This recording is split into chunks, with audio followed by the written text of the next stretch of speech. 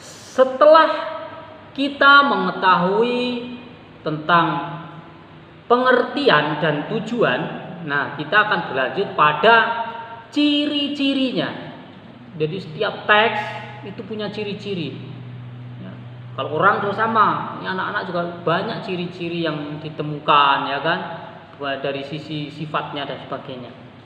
Kami juga dari guru ada ciri-ciri yang menjadi titik fokusnya, ya, atau ciri khasnya, ya. Oke.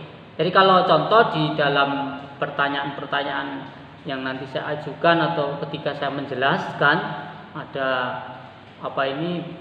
pertanyaan kalau ditanya ciri-ciri, Pak, kadang ada pertanyaan, Pak disebutkan satu ya. Nah, kadang saya kan namanya ciri-ciri ya, kan lebih dari satu. Seperti apa? Nanti tidak merujuk pada apa yang akan kita bahas, ya kan? Apa yang dipertanyakan.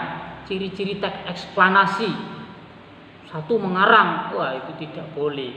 Karena teks ini juga memaparkan sesuatu hal yang bersifat nyata, ya, ilmiah juga tentang teks eksplanasi ini. Oke, kita lanjut ke ciri-ciri. Silakan dilihat di sekeliling Bapak apakah ada tulisan-tulisan yang nampak. Nanti silahkan dibaca atau mungkin ada gambar-gambar. Ya, oke. Ciri-ciri. Yang pertama berdasarkan fakta. Nah, ini. Kalau kemarin kita belajar tentang berita tak boleh bohong. Berita tak boleh mengarang. Berita tidak boleh sesuka hati, harus sesuai dengan kenyataan, sesuai TKP, tempat terjadinya perkara atau tempat terjadinya kejadian, ya. Oke. Berdasarkan fakta dan data. Nah, datanya apa? Faktanya apa? Contoh, kalian mau menuliskan tentang terjadinya banjir, terjadinya gempa bumi, terjadinya tanah longsor. Datanya ada fotonya, ada mungkin wawancaranya, ya. Jadi tidak boleh ngarang-ngarang saja. Nah, itu nanti dinamakan tulisan tidak benar, ya.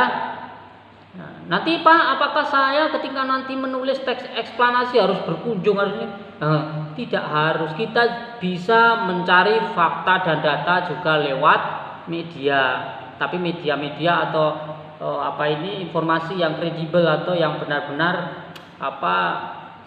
sudah melalui proses dinamakan penelusuran langsung, ya. Jadi kalau berita dari sumbernya ini sudah melihat langsung dari penelitiannya, ya. Kalau ada sesuatu yang diteliti, fenomena yang terjadi di sekitar kalian juga boleh, ya. Di sekitar kalian, di perumahan, ya, kebiasaan-kebiasaan di rumah, ya, di lingkungan sekarang secara budaya tidak boleh ngumpul-ngumpul lagi. Nah, itu budaya fenomena. Nah, ini kan kalian bisa mengamati sendiri. Ini fakta-fakta, data-data yang bisa kalian peroleh, ya. Oke. Yang kedua adalah bertujuan memperluas wawasan. Ketika kita membaca sebuah teks eksplanasi, entah itu alam, sosial, budaya, kita akan mendapatkan wawasan. Wawasan itu pengetahuan dan meyakinkan pembaca. Tentunya kalau kalian membuat teks eksplanasi harus meyakinkan. Ya, oh iya ya, hujan itu ternyata prosesnya seperti ini. Ngerti, ya. Orang-orang ngerti, ya kan? Jadi hujan prosesnya seperti apa? Banjir tidak serta-merta langsung terjadi begitu saja.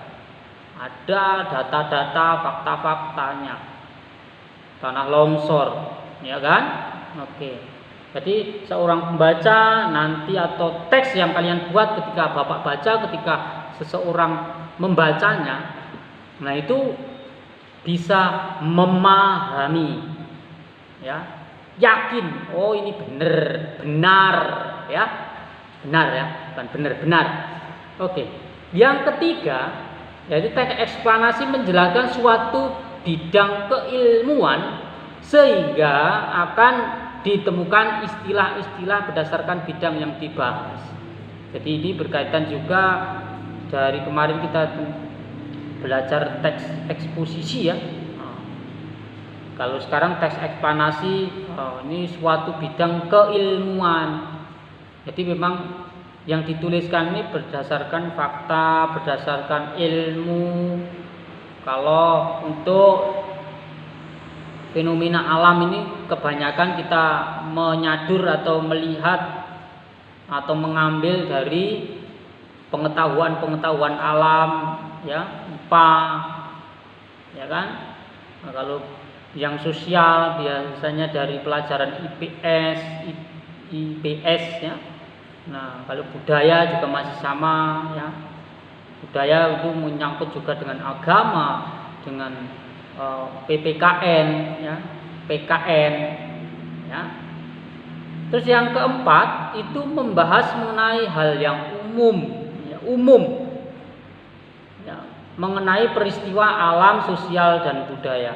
Jadi tidak rahasia yang kita tuliskan, bukan sesuatu kerahasiaan tapi yang sifatnya umum atau tidak ditujukan kepada suatu kelompok, satu orang, tapi ini secara umum untuk siapa saja bisa menikmati membaca teks eksplanasi yang kalian buat. Nah, ketika dibaca tidak menimbulkan ketersinggungan ya kan, merasa wah ini saya dijelekkan dan sebagainya. Jadi sesuai data, oh iya memang terjadi banjir di sana. Karena apa? Sebabnya seperti ini, seperti itu. Ya. Sudah dipahami ya, ada 4 ciri-ciri. Ini ciri-ciri bisa juga nanti bisa ditambahkan sekarang ini zaman luar biasa. Kalian bisa lihat di sumber-sumber lain, tidak hanya di buku, tidak hanya yang Bapak sampaikan, bisa dilihat dari internet, dari Google ya, untuk menambahkan ilmu kita agar kita lebih kaya. Kaya tidak harus kaya harta, kita harus kaya tentang ilmu ya. Mari kita membaca sesuatu yang berguna untuk kita. Khususnya kalau saat ini bahasa Indonesia berkaitan dengan teks eksplanasi.